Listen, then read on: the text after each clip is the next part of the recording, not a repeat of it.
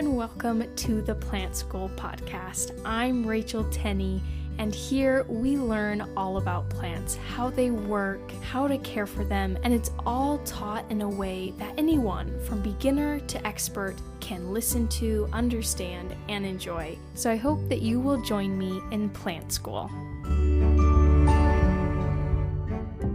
Have you ever considered making a podcast? Well, Spotify has a great platform that lets you make them very easily, distribute them everywhere. You can even earn money while doing so, and it's all in one place. And the best part, it's all for free. It's called Spotify for Podcasters, and it's really simple to get started. So you record and edit your podcast right from your phone, your computer, whichever one that you like. And then when you publish them, they distribute your podcast directly to Spotify and also everywhere else that podcasts are heard.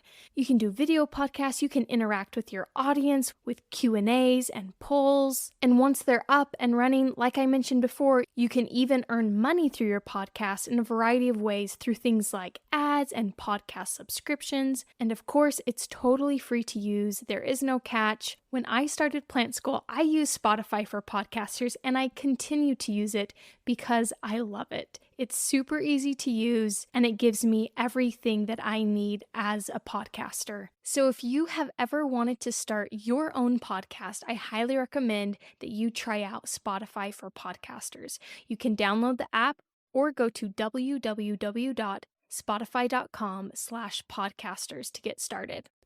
Hello and welcome to the Plant School podcast.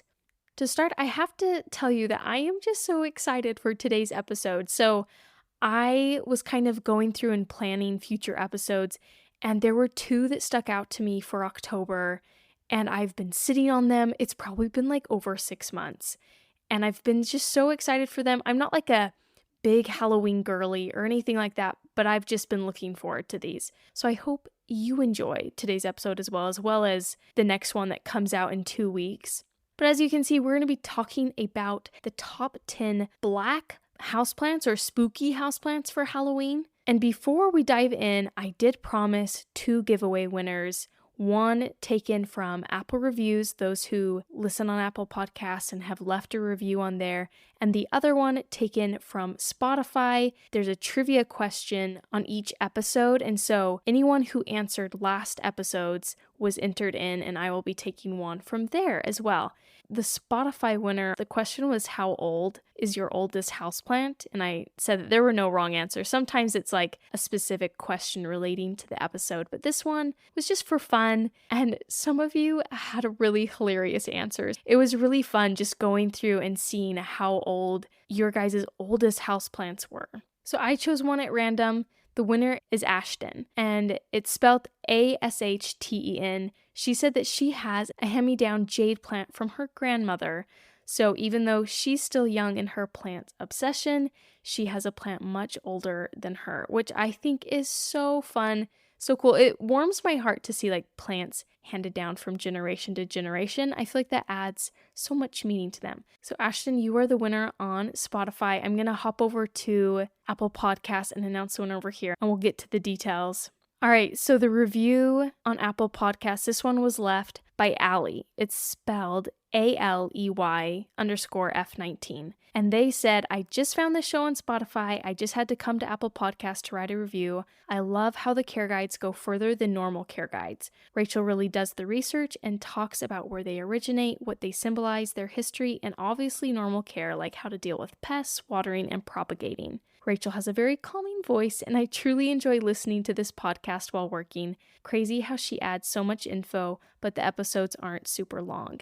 Thank you so much for that very kind review. Allie, if that was you who left a review on Apple Podcasts, and Ashton over on Spotify, if you both could email me at tenneyplants@gmail.com. That's TENNEY plants.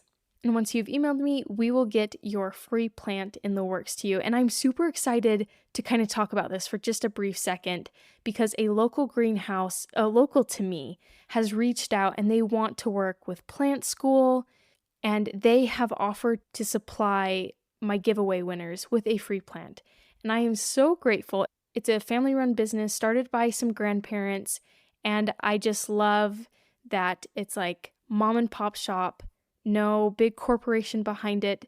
They are trying to break into the e-commerce space, selling houseplants online, and they've been kind enough to kind of kickstart this online journey for them with Plant School. And I'm super grateful.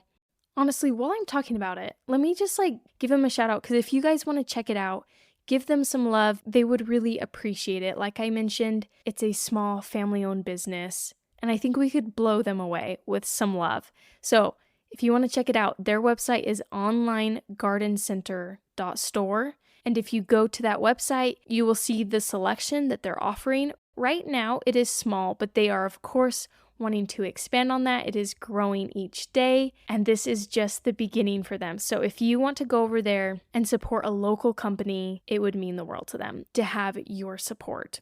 And also in my next episode in 2 weeks, we'll be kind of doing the same thing where Sunshine Greenhouses, onlinegardencenter.store, they are going to be supplying the free plants that we are giving to you as a listener. So feel free to leave an Apple review, answer that question on Spotify underneath today's episode, and you'll be entered in. All right, let's dig into this episode. So first, I kind of want us to learn something from this episode instead of just rambling through the top 10 plants that I found. So we're going to do a very tiny lesson on what determines a plant's leaf color. There are pigment molecules in the epidermis, or the outermost layer of leaves. And so the first one that we are probably all very familiar with is chlorophyll. It absorbs red and blue, it reflects green, and is the dominant color of most all plant life. And if a plant does happen to lose their color, lose their variegation, turn more pale, this is usually due to lack of chlorophyll. And what causes, this chlorophyll just to kind of disappear or deteriorate, more accurately, it can be caused by lack of sun and lack of water. So if you want your plant to maintain its color, maintain its variegation, you need to give it good sunlight and keep a good watering schedule. This is going to be important for these black plants, because if you don't give them that good sun and a consistent watering schedule, they can start to get a little bit lighter and start to go paler and not look very black. Another thing to note that can affect that green color is nitrogen and iron deficiencies can cause a plant to turn pale, because nitrogen and iron both help produce that dark green leaf color. And so a lack of that from not doing regular fertilizing or refreshing the soil can cause plants to kind of turn pale as well. Besides chlorophyll, there's quite a few other pigment molecules that determines how a plant has color. There's carotenoids. That's another pigment found in the chromoplasts of a plant cell, and they absorb blue and green, and they can reflect yellow, orange, and red. This is what kind of gives the color to fall leaves when that chlorophyll, is leaving for the season, and you can start to see those carotenoids come through the yellow, orange, and red. Next, you have anthocyanins. Those are found in the vacuoles of plant cells, and they absorb all wavelengths except blue. This one is definitely not as common because blue is not a super common color in the plant world, but anthocyanins are the reason why a plant would be blue. And then there's beta-lactams, and they are a pigment also in the vacuoles of a plant cell, and they're responsible for giving some plants their color, such as giving beets their red or yellow color. So it's a little different than carotenoids are, though they can produce the sort of same colors that a carotenoid would. And the combination of all of these molecules are what give plants their colors, and they can change over time with season changes, like I mentioned, or with nutrient deficiencies, water deficiencies, etc. So keeping a plant in good health is what will help it maintain its color. All right, that is the end of that short little lesson. So let's get into my top 10 black/spooky houseplants. So number 1 is the Raven ZZ plant. It's like the classic ZZ plant, but it has these very dark green, almost black leaves. And what's wonderful, about the ZZ plant is that it comes with all the great things of being incredibly hardy and very forgiving, especially when it comes to underwatering. The ZZ plant is a champ. And I feel like ZZ plants by themselves are pretty dark, but the Raven ZZ is much darker. Number 2, we've got Peperomia caparata, burgundy ripple. And as I go through these plants, most of them have like a variety name. They've been bred to have these certain colors, and they will often get these kind of fun names to describe that color to customers. So this variety is burgundy ripple. This peperomia has these really dark purple leaves with these deep lobes. Also, Luna Gray is a very close version of this plant. So if peperomia burgundy ripple is not really showing up, you can look up Luna Gray, and it's pretty similar to that one. Also, all of these plants, as I was looking them up, they were all pretty fairly priced. I don't know how often you would find them in like a big box store such as like Home Depot or other hardware stores, but they are definitely available online. All right, number 3 is an Aeonium black rose. And this is a rosette style succulent. It has dark purple and black leaves. And if you keep it in a sunny area, it will stay the darkest. It can turn more purple and red if you don't give it as much sun as it needs. So still very pretty, but if you're wanting to maintain that very dark color, it's going to need full sun, being the succulent that it is. Number 4 is Alocasia black velvet. And actually, number 5 is another alocasia, but we'll get there. So Alocasia black velvet, it has these very dark heart-shaped leaves. Alocasia poly is very similar looking. Again, it's just in case black velvet is out of stock or something. And then my other alocasia I wanted to cover as number 5 was Alocasia caprea. And this one is a bit more rare, although I did look at prices and they were pretty reasonable, anywhere from like $25 to $80 depending on the size. But this one has these red-black leaves. It kind of has this like metallic shimmer. It's a very shiny leaf and they're very deeply ribbed. They've got kind of like a movement to them with those deep ribs. All right, I want to take a break before getting to the other ones. I may or may not have done more than 10. I just couldn't help myself. So those will be coming in just a moment after this break. Listen to the 48 Hours podcast for shocking murder cases and compelling real-life dramas from one of television's most watched true crime shows. Go behind the scenes of each episode with award-winning CBS News correspondents and producers in Postmortem, a weekly deep dive. Listen to 48 Hours wherever you get your podcasts. All right, we're back, and I want to jump into number 6 of the top 10 spooky black houseplants. Number 6 is Cynocrassula, and this plant, it's a dark grayish green succulent, and it's kind of fuzzy. It's very cute. It's also known as the hedgehog succulent. So if that paints a picture in your mind for how cute it is, it's just this fuzzy little grayish green succulent. I was surprised as I was researching how many of these plants were very dark succulents. I don't think I was just really expecting that. Moving on to number 7, I have the Begonia Jurassic Silver Swirl. This one might be one of my favorites. It was just so pretty. So begonias in general are gorgeous plants, but the Jurassic Silver Swirl, that's a mouthful, it has these really dark purple leaves with a white silver swirl going in the middle of the leaf. And if you know begonias, their leaves kind of, I'm like making the movement with my hand, but you guys obviously can't see me. They kind of just like spiral around just slightly. And so the white silver stripe is coming down the middle, but it's swirling around. And it's just so pretty. It's very striking, very Halloweenish. Again, it was one of my favorites as I was researching for this episode. Number 8 is another begonia. It's Begonia Black Fancy. This one has just very dark and black leaves. There is no swirl on this one, but it is a very dark houseplant.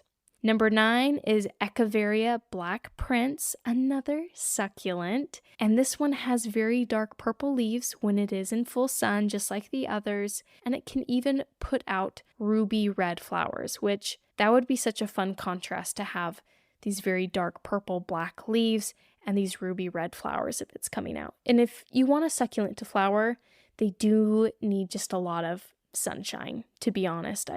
That's the only time I've gotten my succulents to flower is when they've been getting a lot of full sun. Number 10, like I said, this is not the end. I included a few more, is the Colocasia Black Magic.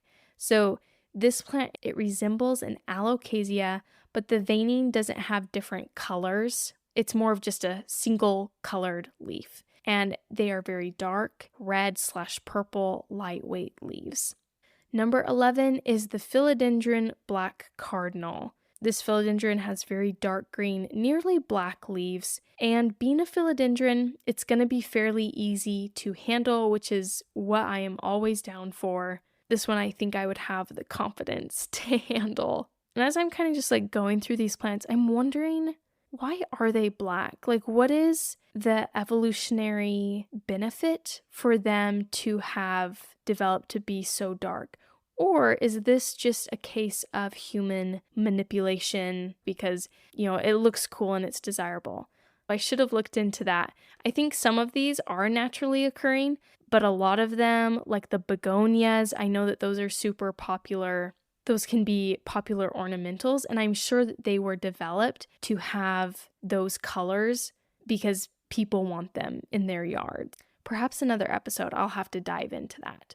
All right, let's move on. We are on number 12, which is Ficus elastica, which is the rubber tree, but this is Ficus elastica burgundy. So it's the classic rubber tree with those large elliptic leaves, but they are very dark green burgundy. And again, this is another one. It's like a no fuss plant. You can't go wrong with this. If you want a black plant to have in your house for Halloween vibes while also being super easy to care for, I would suggest Ficus elastica burgundy, the Philodendron Black Cardinal, or the Raven ZZ plant. Those would be my top 3. Number 13 is the Scindapsus trubii dark. And this has these dark green leaves. They get darker as they mature and grow. So this one's kind of different because they start out like a dark green, but as they hang down, you can see them get darker and darker. So it is a vining plant. You can either train it to climb or you can just have it hang there, but kind of a unique coloring of a plant to kind of change as it matures. Next, we have Syngonium etherophyllum red arrow.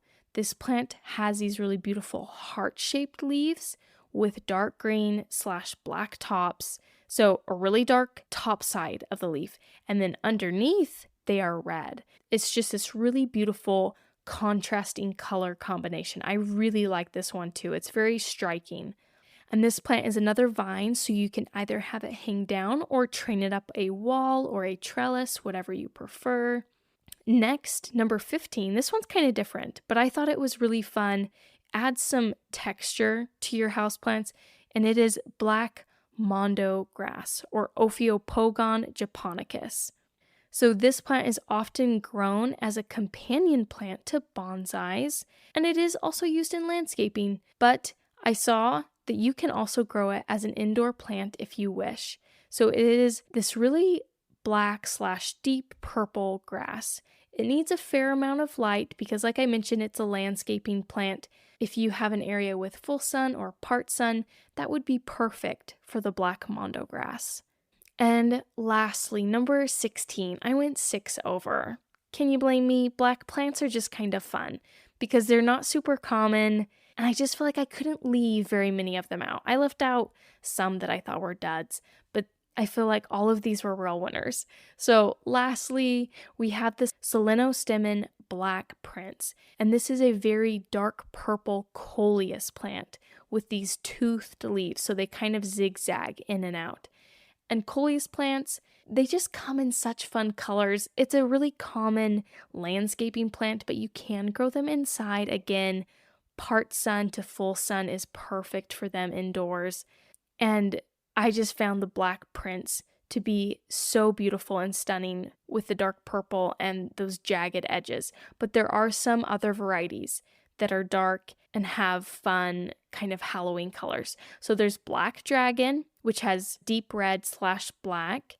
There's the Rediculus, not ridiculous, Rediculus is very red, as you can imagine. And then there is Color Blaze Wicked Witch, which is a dark purple coleus with green toothed edges. This was another one I thought was so pretty.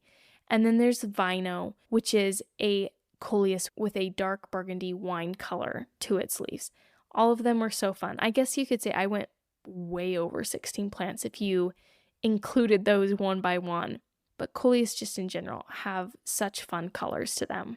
All right, and with that is my top 10 / really 16, probably more like 20 black spooky plants. Thank you so much for listening to today's episode. Again, in 2 weeks, I have another Halloween sort of episode that I'm so excited for. There will be 2 more giveaway winners, so go ahead and leave an Apple review, or if you're on Spotify, answer the little trivia question. And I hope to have you here in 2 weeks for a brand new episode of the Plant School Podcast. Thank you so much for being here and for listening to the Plant School Podcast. I hope that you will join me for our next episode. And if you would like to support this podcast and keep it going, there's a link down in the show notes of this episode where you can donate to this podcast. And I really appreciate all that help. Or you can go to my merch store, which is also linked in the notes of this episode. And you can find some really cool plant-related shirts and stickers. And if you want to support the podcast but spend no money, feel free to share it with a friend, leave a review. All these things greatly help me out and allow me to keep doing this. Again, thank you so much for listening and for being here at the Plant School Podcast.